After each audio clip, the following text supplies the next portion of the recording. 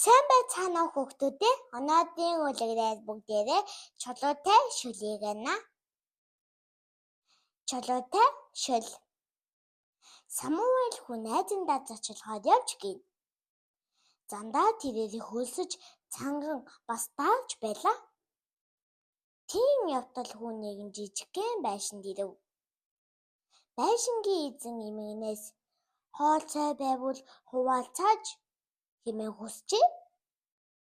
Эмэн харин юу ч шалгадаа гэж худал хэлэв. Самуэль тэгвэл тоогоочин түр зээлж болох уу? Өвөрмөц хамтад шүлхийх гэсэн юм гэжээ. Хэрвээ чи шүлнөөс надад өгнө гэвэл зээлж болох юм гэж эмэн хариулав.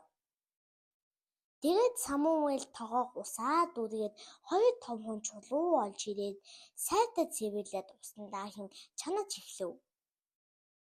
Үүнийг хараад гайхсан эмэг нь энэ ямар гिचэн шүл вэ хэмээгээд асуулаа.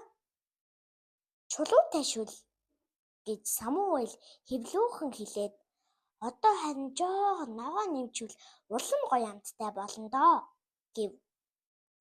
Манайд луун төмөс байгаа гэсээр эмэн луун төмөс авчиж өгөв.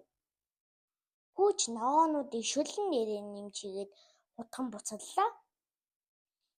Хэсэг буцсны дараа амсаж үзээд одоо жоохон амтлах хийчихвэл бүр төгс болох нь гэв. Манайд давас пэлс байгаа гэсээр эмэн амтлах авчиж өглөө. Төд одлохгүй шүл бэлэн болов.